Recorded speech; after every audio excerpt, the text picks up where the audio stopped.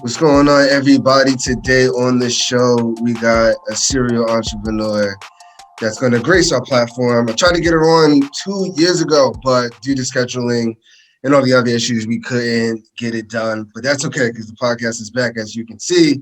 And I definitely wanted to extend the invite. Hailing from Philadelphia, Pennsylvania, Julie is currently agent, investor.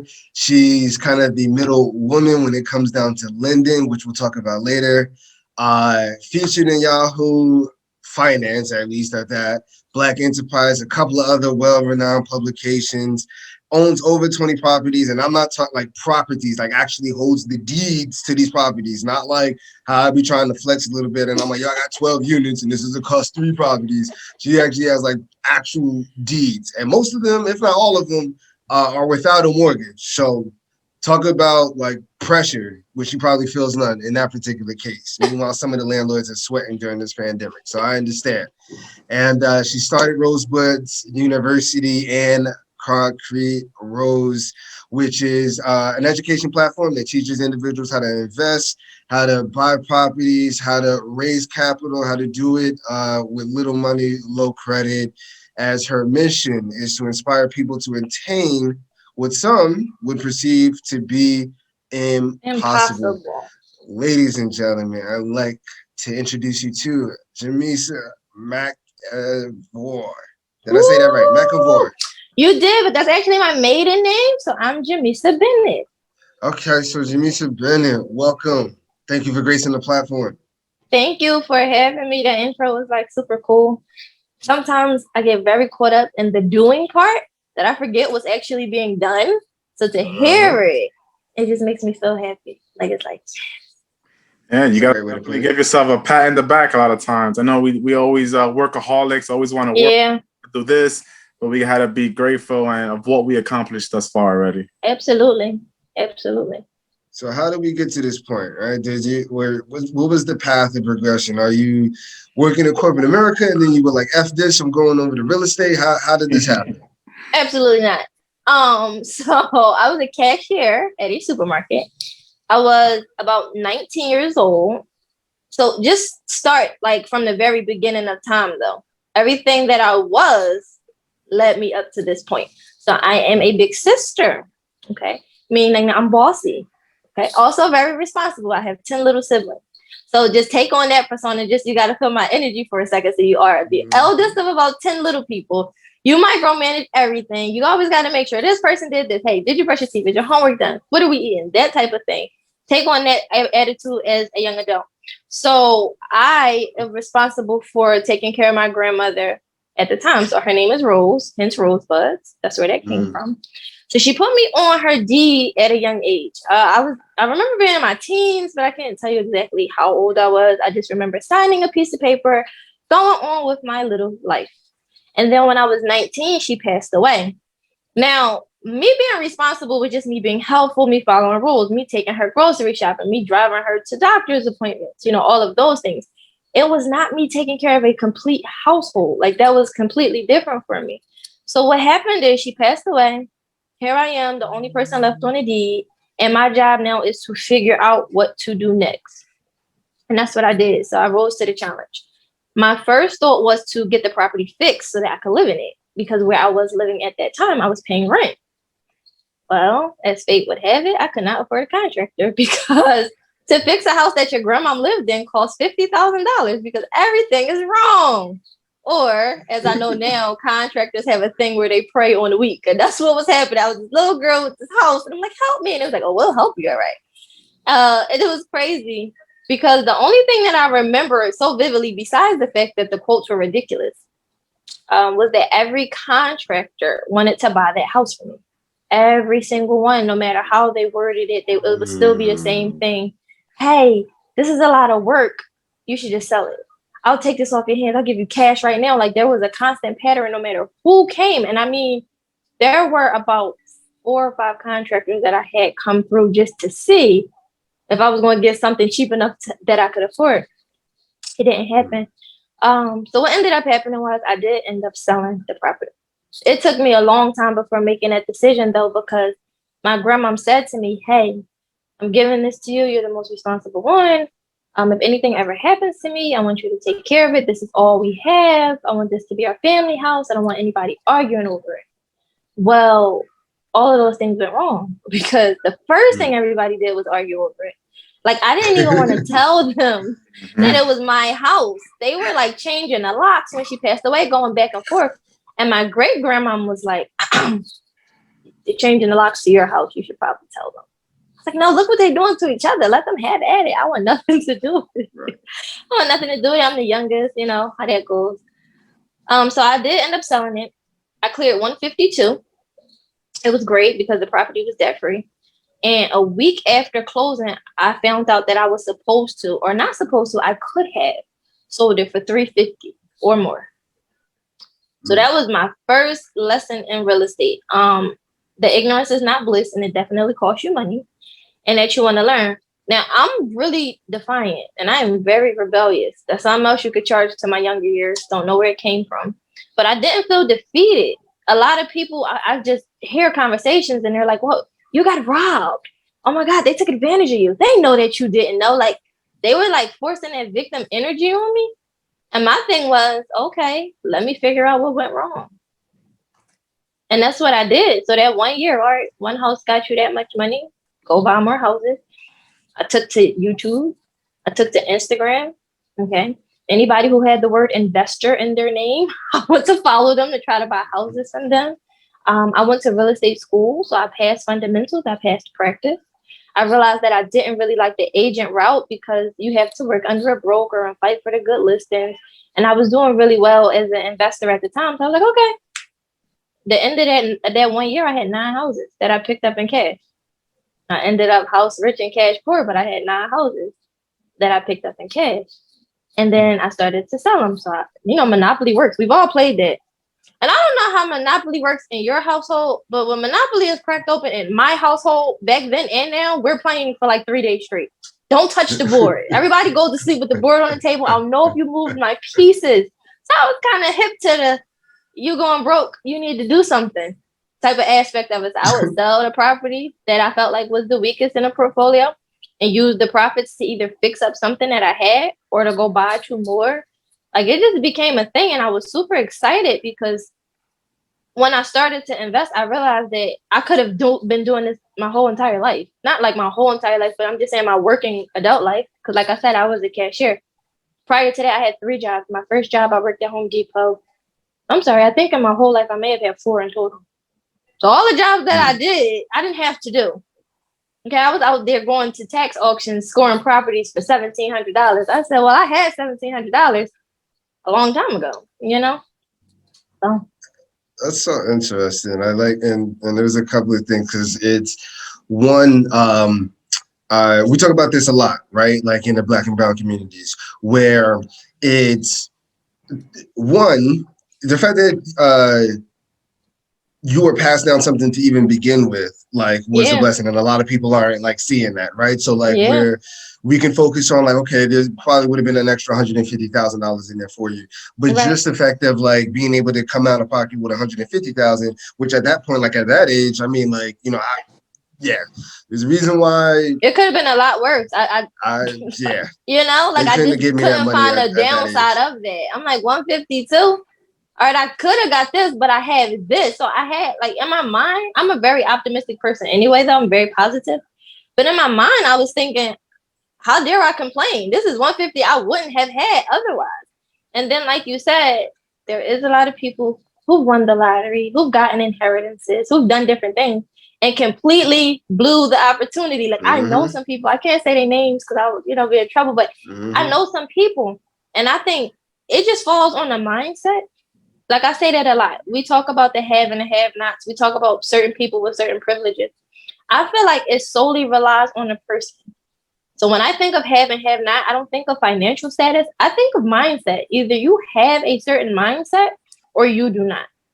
Like if you're one of those people who can find a positive in everything, you'll find a positive. If you're one of those people who only see the negative, you'll always find the negative and you'll take things for granted. I have never been that person. So like I said, everything that I already was helped me to, you know, gracefully enter this whole real estate zone and to do it. Like you said, a lot of pressure. I have one mortgage out of 26 properties. I manage all of those properties myself. I don't have a property management company. I am also a wife. I am also a mom. I have 4 children. I homeschool one of them. He's in first grade. I think he wants to drop out. I'll keep you guys posted with that. I don't know. He's like, Mom, because we travel a lot. So we were in Vegas last week, and the time zone obviously shifted. At home, we're Eastern Standard. So it's 5 o'clock over there when it was 8 o'clock at home. And I was like, we still got to log in. He said, can I tell the teacher that I'm on vacation? I said, you cannot tell your teacher. I was like, oh, this is crazy. I think he's going to be an entrepreneur too. No, you do not. I think first grade has got the best of him. Vacation and traveling. He doesn't know, but it's all the same for him. And that to me is a blessing in itself because I get to alter a pattern, right? Some people look at things as privilege. I am right now normalizing things that I feel like you should have. I feel like people who do have to experience things to realize that they can have it, right? So now we travel, and it's so normal that they'll actually say, hey, Mom, when are we getting on a plane? But I remember as a child, I don't think I traveled anywhere until I was about 17. And not because I had a bad family, just because I was raised by my great grandma. She was always busy, right? So when I first started going on trips, it was like, wow. And I got so obsessed with it. Like the person that I am now, I was this person even before money. It's crazy. Like I remember, don't judge me. I would go to like the mall and get the little timeshare things. And it's like, you get a free vacation if you sit here for 2 hours. Okay, I'll sit for 2 hours. Here we go. I don't know. I put it like this. I mean, I was about to listen. I was actually looking for one in the mail recently because I was like, yeah, I'll take advantage of it.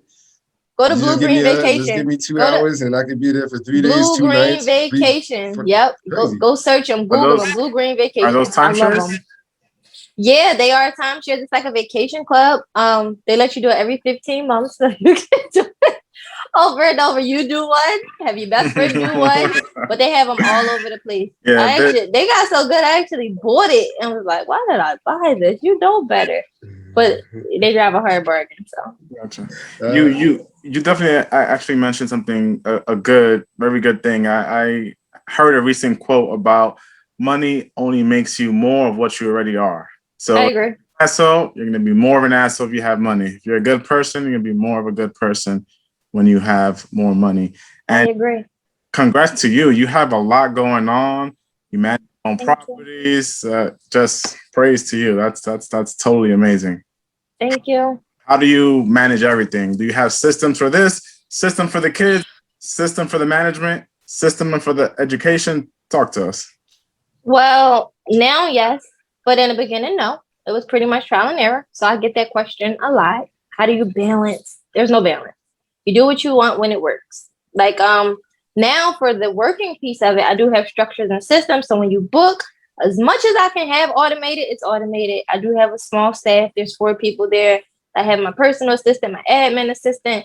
I got the support staff so they can help you with the emails, which requires less of me.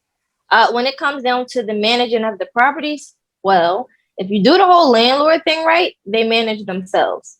If you think about what property management actually is, it is a company who deals with issues when they come about, right? Now, you pay them between 8 to 12% regardless if something goes wrong or not. And when something goes wrong, they come up with solutions and let you choose one, right? So, hey, there's a pipe bust at 123 Main Street. Roto-Rooter said 200. Peter and John said 300. Which one do you want? And I say Roto-Rooter, right? And then they use my money to pay Roto-Rooter. Well, here's the thing. The tenant or myself, because this is my full time, like this is what I do, we could call Roto-Rooter ourselves and save 8 to 12% every month. But the bigger little known fact, which is like a duh, if you put somebody in the house with new pipes, the odds of them busting, slim to none. Right? So if you put somebody in a place that has leaks and squeaks, you can imagine you'll have to deal with leaks and squeaks. But I'm a firm believer of start how you want to finish. I'm going to put you in a house that's so pristine that if anything goes wrong, it's you. You know it's you, so you don't even want to call me. But if you call me, if it's small, because I don't expect, knock on wood, I don't expect anything drastic to happen at any of my places. but we do have things in our lease that says, okay, if it is under this amount, take it out the rent. Like just small things to make it easier. But I'm not a slumlord, so I don't really, to be honest, I rarely get calls about things. It's really small. I had a few lockout cases. It's okay, you need to get the lock changed, stuff like that. But I don't really get too many. Oh, there's a leak here. Oh, my ceiling's falling. None of those things. Everything is really thorough in the beginning. So we do our walkthroughs. Okay, we have the checklist. So you signed the lease knowing that you said nothing was wrong with it. So if anything does, come about, we handle it accordingly. But between myself and the tenant, because nobody wants the house to be in good condition more than the tenant, you have to live there. Between the two of us, we can kind of make it work. So that requires really nothing, to be honest. Most people think it's a lot because they heard the stories about bad tenants. I feel like you can completely avoid a bad tenant. You see them coming. Bad tenants are usually bad people. You see it coming. Did they pull up in a crappy car? Is this stuff all over their car? You know what's going on. Did they take long to follow up with you? Was it one of those things where it required a lot? Hold on.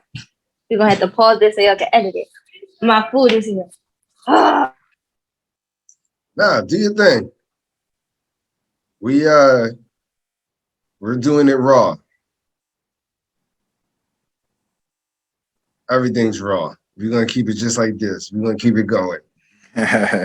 So while she gets her food, that's a very interesting point that she mentioned, because we were actually talking about that and just property manager, right? Yeah, we were just talking about property management and just obviously what particular route to go and things like that.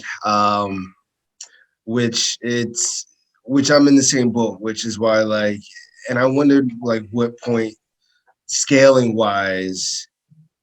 Well, what's minimum wage activities? Not minimum wage. First jobs, of all, the disclaimer is I don't want to sound bougie. I didn't make it up. Okay, I did not coin the term. However, I agree with it. So doing laundry, cooking, cleaning, food shopping, things that take you away from a greater purpose. Like, why would you spend 2 hours in the market when Instacart can do it for you? Why would you spend all day folding laundry when you can hire a person to clean up and do laundry, things that they like to do that will help further you and your passion? I can sit somewhere for 3 hours and make $100,000. I could sit in the market for 3 hours and do something for nothing. I'm not getting paid for it. So, yeah. I like it. Yep. That's the interesting part, because I think once you're your dollar per hour, and you read it in the books all the time, but it doesn't hit home until you're doing stuff. And John, while you were away, John was just talking about how he was on the property management aspect of it, and we were talking about property management, which we'll finish up there and we'll continue. But eventually, once you're making a certain amount of money per hour, especially in the performance-based field or commission-based field or stuff like entrepreneur world, where you get paid off of performance, not whether you show up or not, right? Then you start looking at time totally differently. So then, I'll never forget, I was actually frustrated. The only other time that I was actually happy to go out and go food shopping was during the pandemic, when we were in the house for the course of 2 months, and going outside was the only opportunity to see the light of day outside of your bedroom was to go to the supermarket. But aside that, I'll never forget, I feel like the last time where I actually went food shopping, I was straight up frustrated, because it's just this could be time that it get there could be a couple more calls everywhere. It's so much stuff going on. What are we doing? This is now in my life at that point. This is now my 27th time buying this particular box of cereal. Absolutely.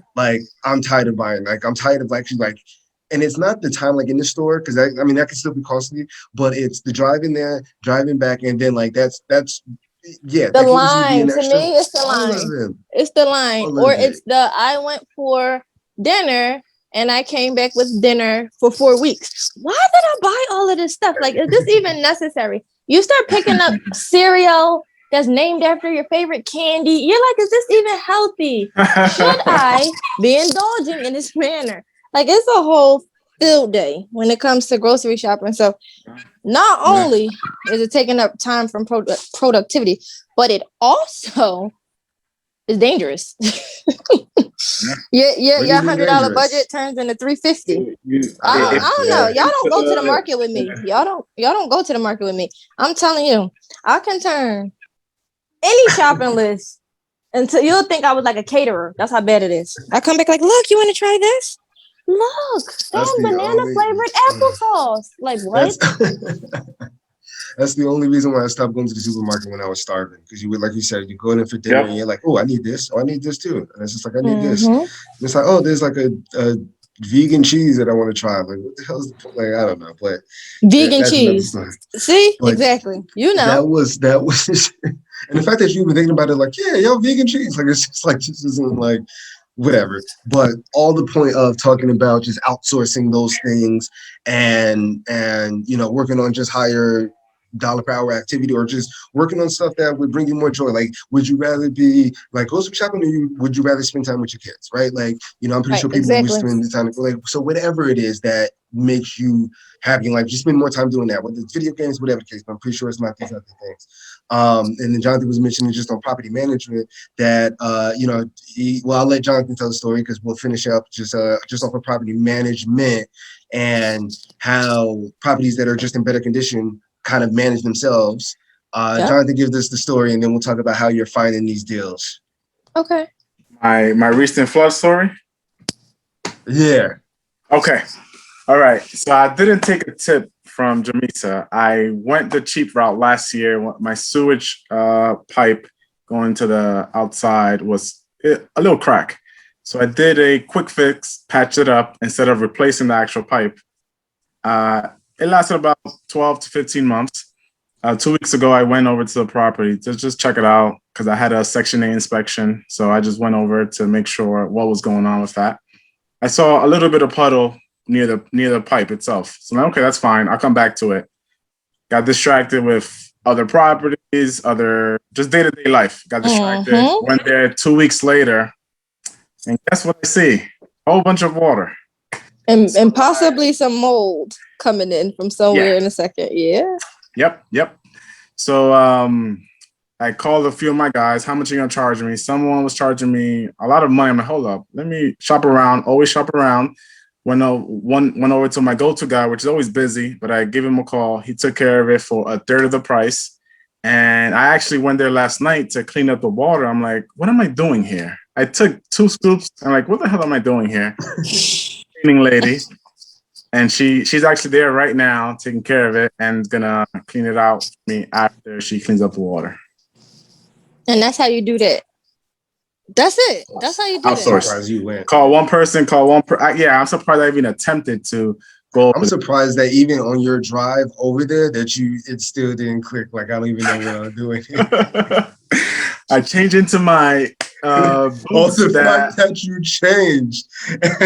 Change into well here's the quote, guys. I'm gonna tell you one. It says, you do what you're great, and for everything else you delegate. Yep. That's it. Because you got to think about the stuff that you don't like to do drains you. Literally, and you don't know. It's like, why am I so tired? Why am I so frustrated? It takes away your energy. The things that you do not like to do drains you the most, right? So the things that you love to do, time passes so fast. It's like, oh, I'm talking about real estate. I've been talking about real estate for 3 hours, and you didn't even realize it was 3 hours because that's something that you like to do. So just be mindful when doing anything. Don't do things that you don't want to do. You don't have to, right? I think we just get so caught up. And that's one of those things, too. We talk about like privileges and certain things. Sometimes many of us as a people, as a whole, we get so caught up in the victim mentality of what we have to do. It's like, what we have to do this. We have to do this. But then the question for me is why? Who said that we had to do this? Right now, the people that we talk about, when we're doing our comparisons of self, they don't do the things that they don't want to do because they did not limit themselves to those options. They do whatever they want to do. And then we talk about them as if it's a bad thing. Like, wait, they do this and they do that. They do whatever they want. Yes. And we should aspire to do the same thing, to level the playing field.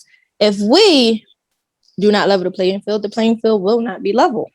So just be mindful of that too. Like with all things, with career, with choosing, like even with this fear that holds beginners back. That is why it's so easy for me to help beginners. Look, I can help a beginner in any place in the world. Literally, I have clients in Qatar. I've never even been to Qatar. But the reason why I can buy properties and whatever, that's another story. That's a whole different topic. You could do all kinds of stuff. You could do all kinds of stuff. But the reason why I'm able to help those people is because I know exactly what's holding them back. Like, if you think about it, you can only ever be one of 4 types of people. You are somebody that has money and has great credit. You are somebody who has money, has horrible credit. You are somebody who has great credit, no money, or you are somebody who does not have either of the two.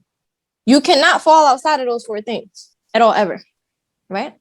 So you see how I was just able to simplify people as a whole? I just took the whole world, and you're either one of the 4. Now, if you guys can find somebody that falls outside of those 4, let me know. But you can literally only be one of those 4 people. Now, once you get that under control, you decide which one you are. Okay, if you know that capital is your thing, build capital. The good thing about real estate, it is a capital building sport. You could always wholesale all the time. You can make money being a middleman. And the thing is, we wholesale every single day of our lives. We just talked about grocery shopping. Obviously, ShopRite did not grow the produce. The farmer did. Farmer is the wholesaler. Farmer is the seller. Grocery store is the wholesaler. You are the end buyer. Okay, we have on clothes. The Target didn't make my shirt. Whoever the manufacturer is the seller. Target is the wholesaler. I am the end buyer. So when you think about everything that we do in our life, whether you have a career or not, your company is the seller. You, with your job, connect the consumer or whatever to the company or product. You are the wholesaler in that case. And then whoever your client is the buyer. When you think about the things we do every single day, it only makes sense. But you have to be that type of person who can rationalize in that manner. If you're somebody who has credit, well, you wouldn't have to battle. Credit is money. Mm-hmm. When you think about it, credit is just your worthiness to other people so that you're access to money. If you're somebody that has both, go in. You got both of them. The only thing holding you back is you. Like, the sooner you are able to be real with yourself, the sooner you're able to get rich. Okay? Because being wealthy is definitely a marathon sport. It is not something that you do once it's done. Oh my God, I made $1 million. Okay. And if you spend a few $100,000 of that, you no longer are a millionaire. Oh my God, I made $2 million. Exactly. Mm-hmm. Exactly. Or not to mention, when you are a millionaire, you have high taxes. See, people think about 7 and 8 figure earnings without thinking about 6 and 7 figure tax bills. You have 6 or 7 figure like problems or like issues that can pop up or like all of that. You think about laws, money, more problems, man. Exactly. So when you strategize and you plan, it's easy to get in. Okay, her phone's ringing. It's easy to get in where you belong when you figure out what's for you. Most people have these problems with tenants because they're not realistic. You have not been a people person your whole life. However, you want to rent out houses to people. Okay, who's going to talk to them? Oh, you're going to talk to them. You have not talked to people ever. You don't like it. But you're going to make a career out of that. Right now, be a landlord, and you wonder why you're miserable. People have to do what they're strong at. You have to do what strengthens you. If you want to just go on and invest some money to make it grow, there are several different ways of getting into real estate without being super active in real estate. Yep. You could be an angel investor. You can buy REITs. You can buy into bigger projects and just receive interest rate over time. Like, there are a variety of different ways to embrace a real estate career without doing what everybody else does. I think people like the idea of real estate much more than they actually like the art of real estate. And those are 2 different things. 110%. People like the idea of trying to get rich quick. So, and it's impossible. It's impossible. Real estate makes you rich over appreciation. It's sexy. Right now, it's very, very sexy. It's very, right very, now, it's very gimmicky. Sexy. No. I disagree. Anybody who really does real estate, myself, I'm going to tell you, this ain't cute. This ain't fun. And it is not for the faint of heart. But see, this is what people need to understand too. When I look at my mentors, when I'm searching for mentors, I don't really learn from the things that they teach and show me. My greatest lessons always come from the things that they fail at or that they do not show. Okay? Because anybody can show you what works for them. That does not necessarily mean that's going to work for you. So when I'm on Instagram and I see a person posting all day and night about real estate, this is how I do it. I made this much money, that much money, da-da-da-da. I tend to unfollow that person. I follow the people like the Aisha Seldons of the world. She'll give you a post, she'll pop a tweet, and she goes about her business because it is impossible. And I stand on this. It is impossible to do real estate and post about real estate at the same time all day long. Are you at the house or are you on live with me for 4 hours? Which one are you doing? Mm-hmm. Yeah. But people look at it for the content. They like the idea. I'm not gonna yada yada yada. You know. There's a couple of people on the podcast. Unfortunately, won't put any names out that I found out after. Like, oh, you. Hold up, that's always we the only case. doing one property, and then we doing this now. Yeah. Really? Yeah. You know what I mean? They're all educating and things like that. So I ain't knocking it, but I think that it's just, and it's not that they're even like. It's not even a like false leading or anything like that. I just think from a consumer aspect, it's very easy to get like tripped up, and it's just like swindle. Yes, like, it this is gonna be. And the reason why is because I'm an agent full time, and then I invest on the side. And it's just the simple fact that, like, I can see it, like, just from a realtor standpoint of, like, people that are like, yeah, like, and these are people that have raised their hand and are like, yo, I'd like to actually do this until, like, you get into the nitty gritty. And it's, like, it's totally different. And then you come back a year later and they're still talking about what they're going to do.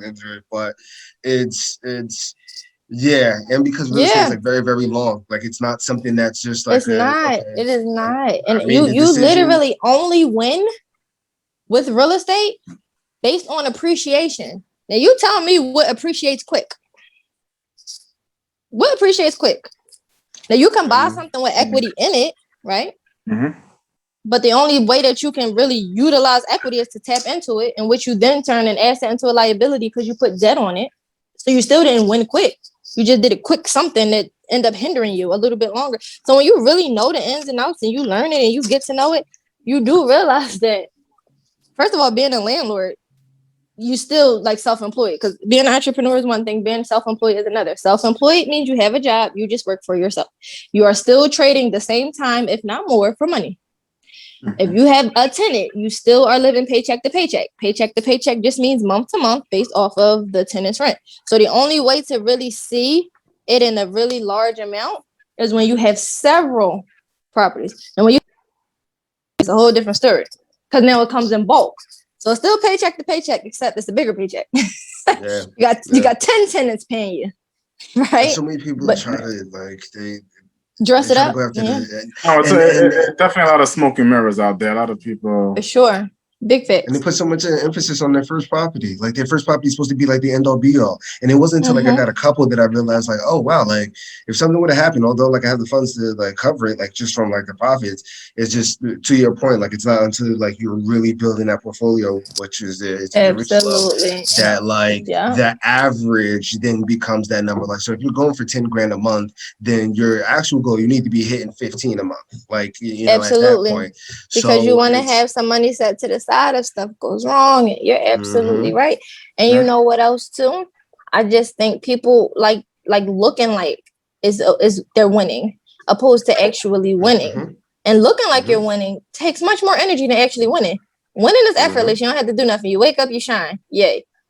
Trying to convince other people that you're winning is a whole hell of a job, because you always got new people to convince. It's always a thing. But with people, again, I had this whole heated, not argument, but debate, because obviously you guys know I'm very strong-minded, for lack of better words. But we were talking about I won't say any names, was a really popular investor on IG. And they were talking about how this person took a lot of money for like some type of crowdfunding and then robbed a lot of people and then yada, yada, yada, yada, yada. I said, I don't think that you guys are robbed, because the lady was like, yes, I just asked for my money back. I said, why? Because we didn't get the returns promised to us and da-da-da-da. I said, did you read page 53 of your contract? She said, no. Now, here's the thing. I didn't even know that the contract had 53 pages. I can't be saying stuff, but I'm just going to ask her. I have my own reserves about how people were literally trying to like bash some of the things, and they were literally, and I was not with it. Listen, I was not with it. Don't know this person. Did not invest with this person, did not invest in this project. But what I was not going to do was allow that lady to sit there and tell me what she was attempting to tell everybody. Mind you, it's 5 of us. I put her on the spot. I said, did you read page 53 of the contract? She said, no. Mind you, I didn't even know if it was a page 53, but so that was like strike one. You didn't even read.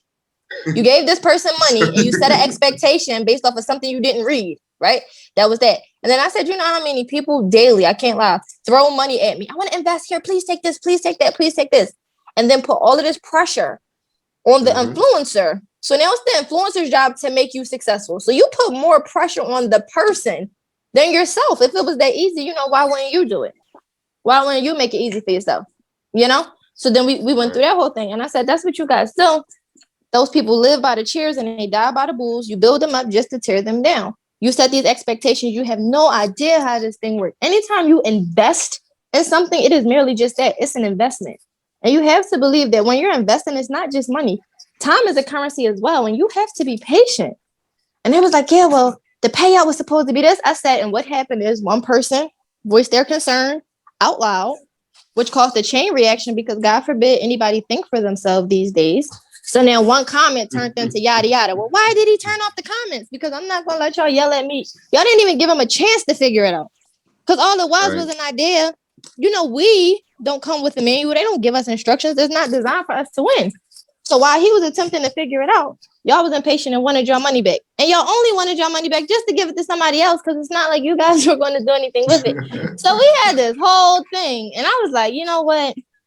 Being an influencer is not for me. It's just not for me because as much as you would want to help people and you want to share your knowledge and you want to share your journey, people make the mistake of thinking that your journey is their journey. No. So for all of you guys who are listening, y'all got to be mindful of what y'all doing and get in the game too. Y'all put a lot of pressure on other people. If there's more than one way to skin a cat, get in the game. Just because it works for one person doesn't mean it will work for you. Now, it doesn't mean it won't work for you, but who's to say it'll work the same way? Like, you guys have to be more invested in yourselves than other people. And that's why my slogan, that's my slogan, real estate. It says, for Rosebud Investments, you are your greatest investment. I mean it, both figuratively and literally. That's the only thing I don't like. All right, let's talk about finding deals here because I just hate when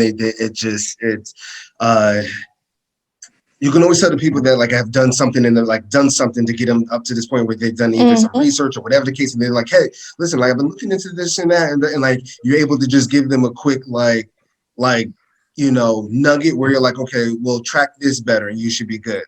But it's the ones where you're literally like, okay, you've done nothing. I talk about this on my entire platform. How many podcast episodes have you listened to? How many videos have you seen? It looks like you're coming with nothing. And then I'm literally supposed to do like exactly everything for you, which the book Who Not How, which in regards to procrastination is only the things that we don't like. It's never usually the things that we really, really like. So when it comes down to procrastination, it's not something that's necessarily wrong with you. It's what you're actually doing that's wrong. And like you not wanting to do that for whatever, like probably a good reason. But the biggest thing that they talked about is obviously putting other people's expectations like above yours. And the biggest thing in that book was like, make sure that you're always the buyer. Like, and it stuck out with me because it's just like, make sure that everything, at some point, like you're going to have to be pulling triggers that is going to be taking care of you, not for that transaction, but for whatever, like, or forever, I should say. Whether that's setting up, say, a podcast that then is able to take your branding to the next level, or do, you know what I mean? But not getting caught up in the day-to-day demands of whatever's urgent for somebody else and then taking on that pressure and the anxiety, especially as real estate professionals, to just get something done, especially when sometimes it's just not realistic or not possible. But, okay, so let's just as we kind of start our descent here, just two more topics, but let's talk about finding deals and the deals that you're kind of putting together here. I heard you mention either fast foreclosures or tax liens or something like that. What's your favorite method of finding deals? What's your favorite style? Are you looking for single families? Are you looking for multi, commercial? What does that word look like for you? So for me, I literally go by numbers. So I'm open to invest in anything. Obviously, multi-units make more sense because you're able to maximize your earning potential while minimizing the liability, right? Like, do you want 20 houses or do you want one building with 20 doors? Because you only got to worry about that one place, right? So I obviously like that. But I'm not picky because I'm a numbers person. So if you got a house for $5,000, I mean, it could be half a house. It could be a shack. I don't care what it is. I'm going for it. My favorite has been up to this point, tax liens, of course, but with the pandemic, there have been in our city, there have been no live auctions for like the last year. So what I've been doing was searching for Can you people talk to who us were about tax liens really quickly, just for the listeners so they know what that is? Yeah, so tax liens is pretty much, so first of all, there's a variety of different sales. And what ends up happening is you are able to purchase property discounted because somebody's losing the property. So then it'll be a tax lien or, on there. Now you can also do mortgage foreclosure, which is a different style of sale. You can also do like seizure auctions, which is a different sale as well. But the whole thing is you're getting a property severely discounted because of somebody's negligence in one way or another, whether it be financially or some other way. Gotcha. So yeah, that's what that is. Now, okay. Now it seems like you're in a much like cheaper market for the most part, like being in, I guess I don't know if Philly's still even going for that cheap, but is this in Philly or like surrounding suburbs that you're like these properties are getting? No, it's Philly. It's Philly, okay. But then there's also places around. So what you have to understand is auctions in general is the only way to get property severely discounted. Mm-hmm. So like even let's say like really expensive market like California. California is expensive. However, if you're going to a California auction, you're guaranteed to get a property below the market value because it was at auction, right? So because it is in a bad situation, naturally you're going to pay less.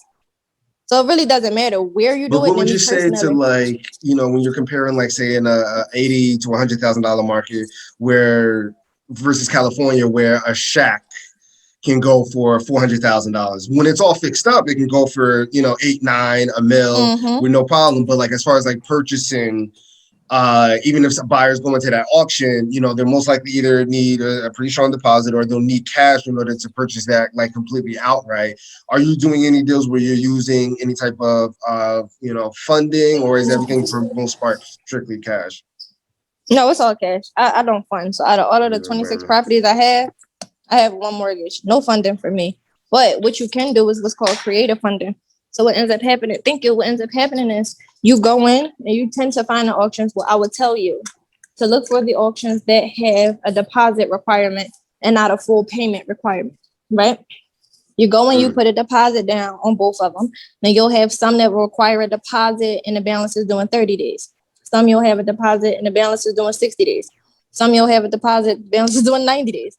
Go put a deposit down on 2, sell 1 before the balance is due, and use those profits to fully pay off the second one. So you actually didn't have to buy anything. You just put down a deposit. Now, naturally, the deposit will, vary. You got the 10%. You have the 10% down. The 10% varies. Like sometimes the minimum is 600. Sometimes the minimum is 200. So that really just depends on the auction. That's where the legwork comes in. To whom much is given, much is required.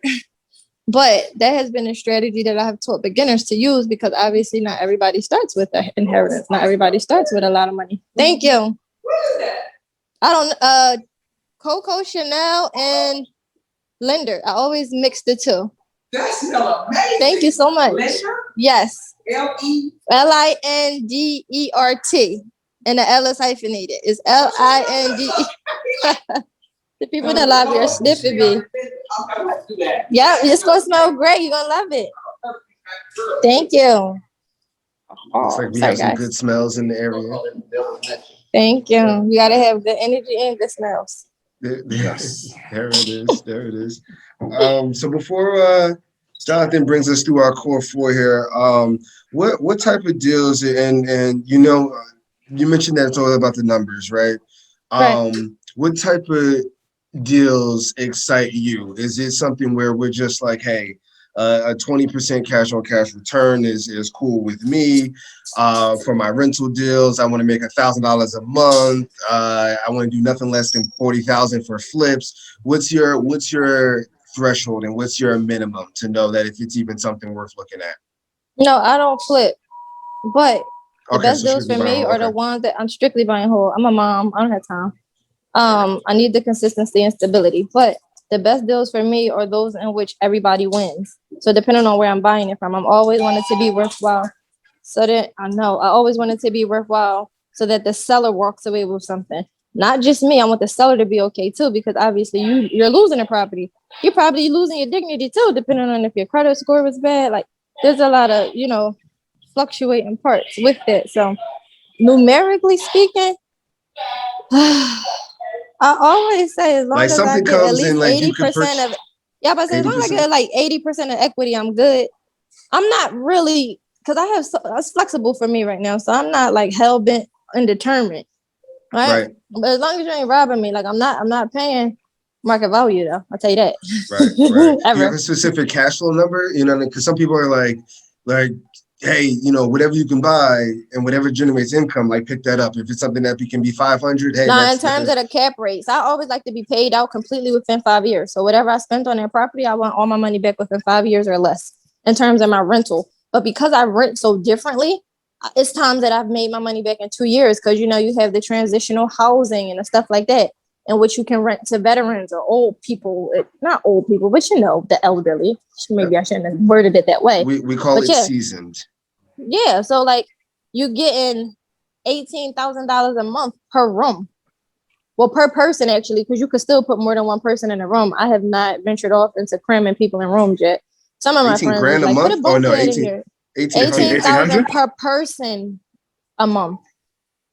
Now, if you have 3 people in a house, you gotta do the math. 18,000 times 3, yeah. So you can literally be getting 40,000 a month. So how are you doing 18,000 per person per month? Transitional housing, a government pays you. So it's not something that you actually have to do. You just have to provide housing for specific programs.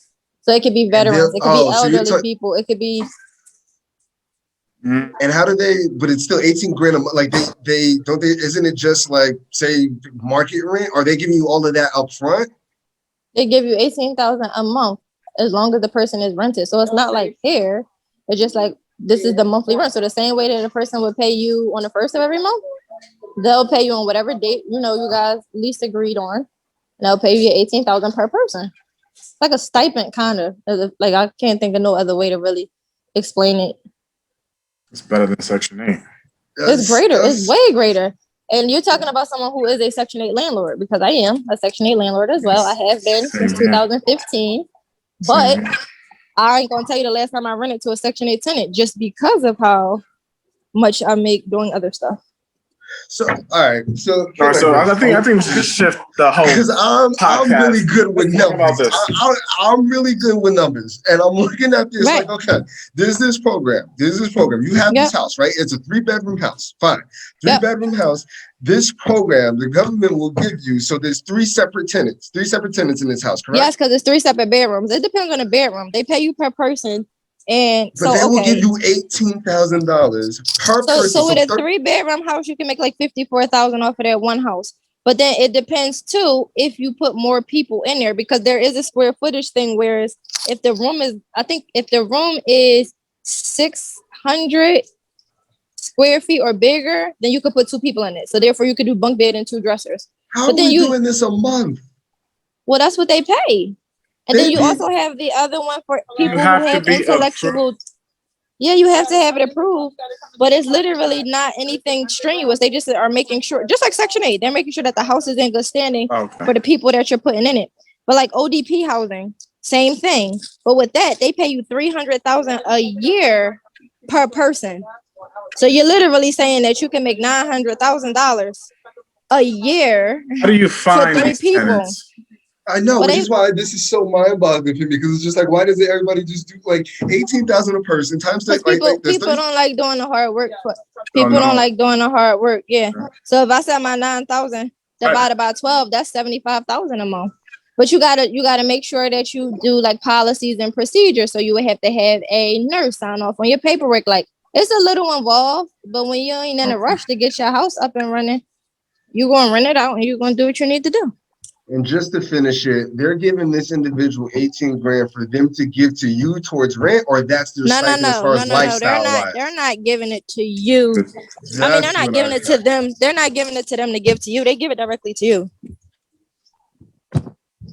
Like there's no middleman. They don't give it to those people because usually those people are not competent. I guess my question is, why the hell does somebody need 18 grand for a living space? Well, it's not about that. It's about housing difficult people. more than anything else. And then depending on if it's someone who has intellectual disability or if it's somebody that's older, because the payment depends on the program. Okay. And there's other stuff that comes with it. So maybe there's it is. So now you would have to pay for toiletries, obviously. You would have to pay for a company who would care for them. So, but you still, 54,000 a month is not that much care in the world. For real. But I'll take care of them. For real. Yeah. So and then just imagine if you have 3 or 4 houses doing it. It's called transitional housing. So you guys can, toy with that and look that up. But yeah, it's a good vibe. All right. Awesome. Let's go on to the core 4. Number 1, what is your favorite aspect about real estate? That I can wake up every day and not do anything, and I have guaranteed money coming to me. And if I was to ever fall ill or not speak or not teach, my children won't be left without a leg to stand on, or in my case, several legs to stand on. That makes me happy. It's the stability. Awesome. It's the stability. Same. It's awesome answer. Number 2, what is your favorite business or personal development book? Let me get my Amazon out. Think and Grow Rich. I have a lot of them. Think and Grow Rich. Think and Grow Rich. The Magic of Believing. Think and Rich was okay. Think and Grow Rich is good. The Magic of Believing. What is it? 12 Irrefutable Laws of Power. 12 Irrefutable Laws of Leadership. I don't know. I read a lot, so I'll share my reading list with you guys because I now have the app in which they audiobook and ebook. I can download it from my library. Has an app now, so it's like I don't even have to go in. I can just download please. Yeah. That would be good. All right, next question is, tell us some fun things you do in your spare time. I know you mentioned some of the things about traveling, but talk to us about what you do in your spare time when you're not managing your properties, not buying more properties, going to auctions, all over. Okay. Talk to us about that. I like to travel. I like to cook. I like to rap. So I'm a rapper too, guys. LOL. All right, before we go, you got to give us a few bars. But I can't get y'all no bars because that's like my hidden talent. I do that in my spare time. But if you guys give us some bars about real estate. We charging for features?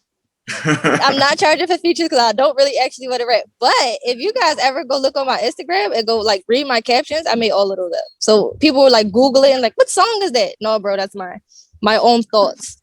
Like, yeah. I'm with it. Okay. Yeah. All right. So that's a perfect way. Where can people find you and find those raps? So Rosebuds Investments everywhere. So my Instagram is Rosebuds Investments. Both of those words are plural. My website is www.rosebudsinvestments.com. My Facebook is Rosebuds Investments too. So that's ROSEB as in boy, U, D as in dog, S, and then investments. INVESTMENTS. Yeah. That's perfect. Real quick, just before we let you go, what's next? What's on the horizon? What's the goal for this year? Bring us out on a high note. You gave some actionable strategies already and gave us some gold to work with. Lead us out. What's the goal for the year? What you're working towards over the next couple of years? What's the vision? So the goal for the year, I end up picking up a 7-unit for $2,000 from an auction list. So I'm really trying to get that together and turn it into housing for children. So that's in Chester, Pennsylvania. And I am working on turning that into transitional housing for children or adolescents. They're not actually kids, but after a certain age, you time out of the system. So I am building that up so that, they can have a way to kind of gear their way into the world without being thrown out. Because it's like, okay, you were in the foster system your whole life. Now you're 18 and they're like, okay, bye. And it's like, wait, where do I go? How do I do it? So I want to make that a place for them. Because my original love was psychology. I went to school to be a clinical child psychologist. So I still want to find ways to help the youth. I feel like if you can train the youth, you don't have to change an adult. Full circle. That's awesome. Yeah. That's facts, though. That's facts. I can't even knock it. Jamisa, I appreciate you taking the time to come and bless the platform. Obviously, we'll be keeping in contact just to share ideas and just keep the network and the information flowing for all of our listeners and for all our platforms. So I appreciate you stopping by. I'm good on my end. It was a pleasure. Thank you guys so much for having me. We'll definitely talk again, especially when you guys go Google the transitional housing and call me like, why didn't I know this? So I'll be looking out for your phone call so I can laugh at you. Does the whole quick question before I let you go? If I have a 3-family, do all units have to be transitional housing? Yeah, you're saying like inside of their household? Yeah, each apartment. Does each apartment have to be transitional, or can I have one transitional and the rest? It would depend on the program because they might, like if you're doing it for a specific type of person, they might not want any other type of person in the house. Like, and so if you have just veterans, obviously they wouldn't want you to put that with just like a family renting a house or something like that. So you would have to be, it's all contingent upon on what the program wants. But you can always pick and choose which program you want to go with too. So it's not one of those things that you're in a box. All right, I'm good. Thank you so much. It was a pleasure speaking. No problem, guys. Amazing. Thank you for that. Thank you. Appreciate you taking the time. No problem. It was a pleasure. I'm glad we were able to get it done. Blueprint Podcast signing off.